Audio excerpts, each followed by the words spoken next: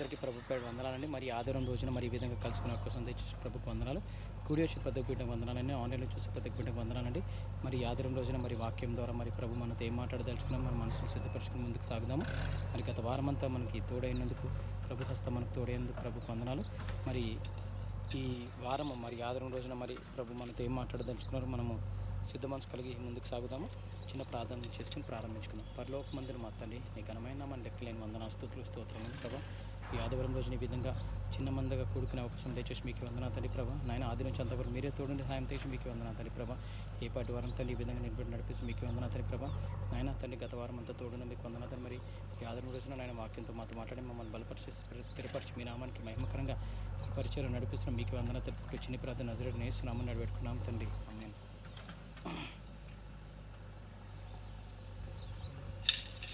సాక్ష్యమిచ్చెదా మన స్వామి యేసు దేవుడంచు సాక్ష్యమిచ్చెదా. సాక్ష్యమనగ గనిన వినిన సంగతులను తెలుపుట, సాక్ష్యమనగ గనిన వినిన సంగతులను తెలుపుట, సాక్ష్యమిచ్చు కొరకు నన్ను స్వామి రక్షణంచు సాక్ష్యమిచ్చెదా. మన స్వామి యేసు దేవుడంచు సాక్ష్యమిచ్చెదా. దిక్కు దశలు లేని నన్ను దేవుడెంతో కనికరిం, దిక్కు దశలు లేని నన్ను దేవుడెంతో కనికరిం, మక్కువతో నాకు నెట్లు మనశ్శాంతినిచ్చిన సాక్ష్యమిచ్చెదా. మన స్వామి యేసు దేవుడంచు సాక్ష్యమిచ్చెదా.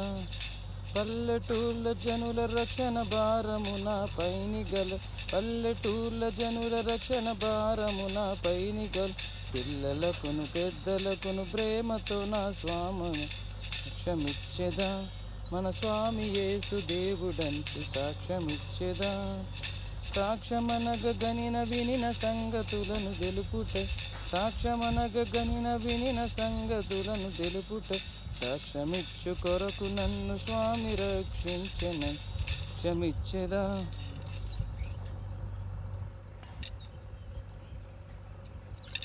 పరమత దూషణములేల పరిహసించి పలుకుటే, పరమత దూషణములేల పరిహసించి పలుకుటే, ఇరుగు పొరుగు వారికెల్ల యేసు క్రీస్తు దేవుడంచు సాక్ష్యమిచ్చెరా. మన స్వామి యేసు దేవుడంచు సాక్ష్యమిచ్చెరా.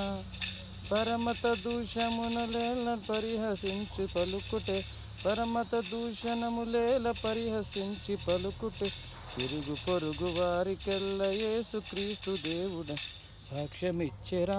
మన స్వామి యేసు దేవుడంచు సాక్ష్యమిచ్చెరా. హల్లెలూయా. మనం ఇప్పుడు మార్క్స్ వార్త 10వ అధ్యాయము 17 నుంచి 31 వచనాలు చూసుకుందామండి. The little 13 mark 10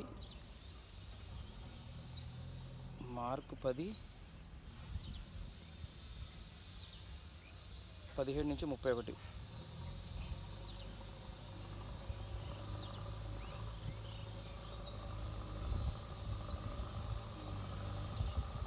the rich and the kingdom of God. Topic వచ్చేసి the rich and the kingdom of God అనే టాపిక్ని మనము ధ్యానించుకుని ముందుకెళ్దాం.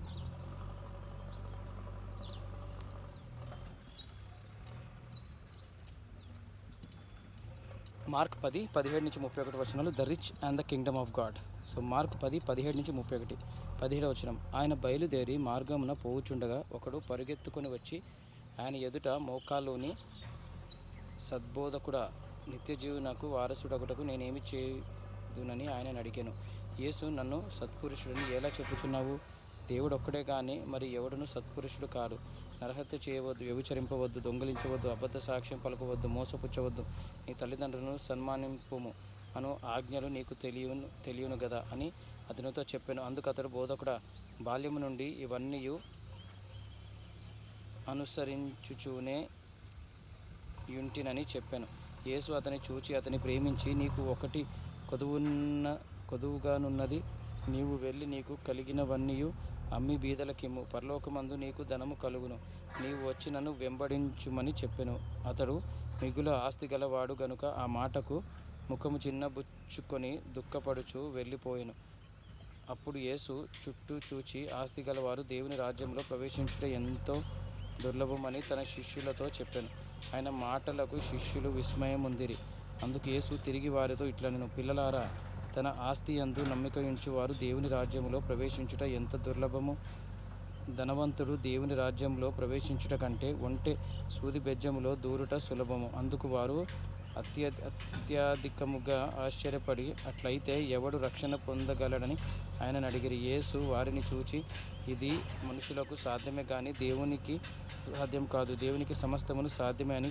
పేతురు, ఇదిగో మేము సమస్తమును విడిచిపెట్టి నిన్ను వెంబడించితిమని ఆయనతో చెప్పసాగెను. అందుకు యేసు ఇట్లా, నేను నా నిమిత్తమును సువార్త నిమిత్తమును ఇంటినైనను అన్నదమ్ములనైనను అక్క చెల్లెలనైనను తల్లిదండ్రులనైనను పిల్లలనైనను భూములనైనను విడిచినవాడు ఇప్పుడు ఇహమందు హింసలతో పాటు నూరంతలుగా ఇండ్లను అన్నదమ్ములను అక్కచెల్లెలను తల్లులను పిల్లలను భూములను రాబో లోకమందు నిత్య జీవమును పొందునని మీతో నిశ్చయంగా చెప్పుచున్నాను. మొదటివారు అనేకులు కడపటివారు మొదటివారు నేను. ఆమేన్. సో మనం ఇక్కడ చూసుకున్నట్లయితే అండి 17 నుంచి 37 వచనాలు మరి చాలా అంశాలు మరి మనం ధ్యానించుకోవచ్చు. The rich and the kingdom of God అనే టాపిక్ మీద, ధనవంతుడు మరి దేవుని రాజ్యం కింగ్డమ్ ఆఫ్ గాడ్ ఎలా ఉంటుందని.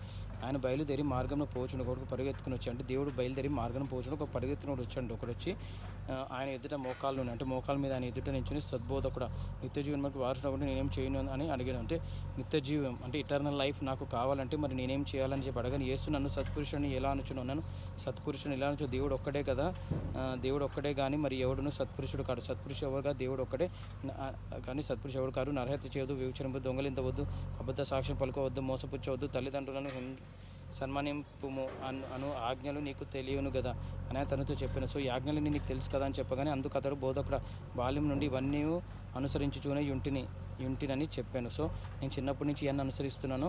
యేసు అతన్ని చూచి అతన్ని ప్రేమించి, నీకు ఒకటి కొదువుగా నున్నది, నీవు వెళ్ళి నీకు కలిగినవన్నీ అమ్మి బీదలకు ఇమ్ము, పరలోకమందు నీకు ధనము కలుగును.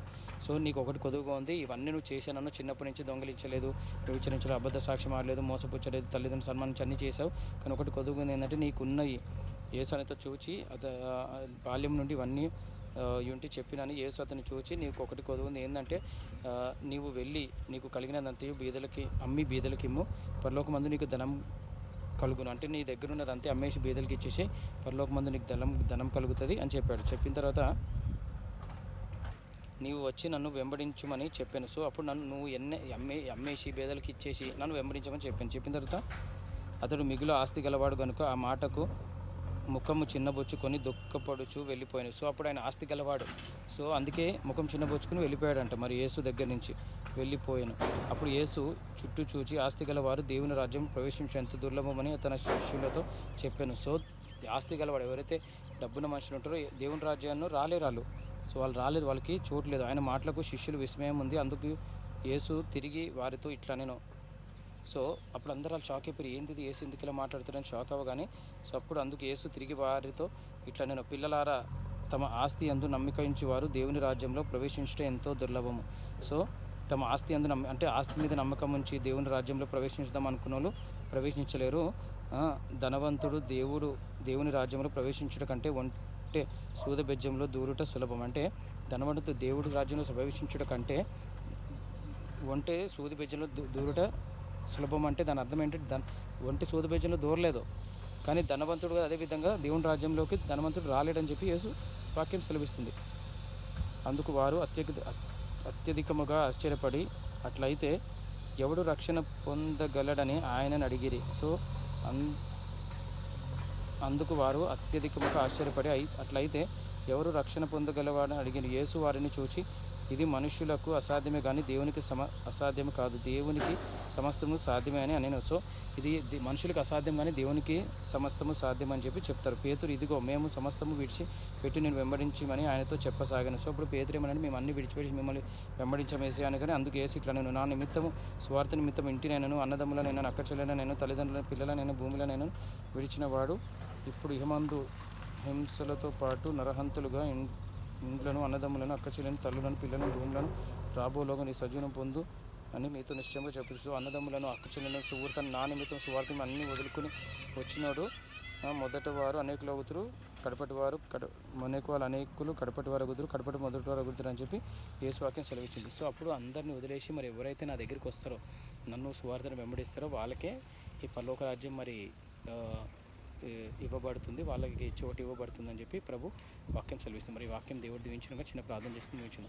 పరలోకమందున మా తండ్రి గమన నమ్మకమైన వందన స్థితులు స్తోత్రాలను ప్రభు నాయన మార్కు 10:15-31 వర్షాలు చదువుకుంటే వచనాలను చేయమేసుకుని మీరు మాకు సాయం చేసి మీకు వందనంతో ఈ వారం అంతట్లో అయినా తండ్రి ప్రభు ధనవంతుడు మరి దేవుని రాజ్యంలో ఎలా ప్రవేశించగలరు స్పష్టంగా తెలియపెడతండి.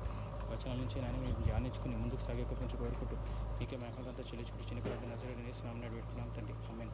అందరికీ shalom. Have great day. Thank you.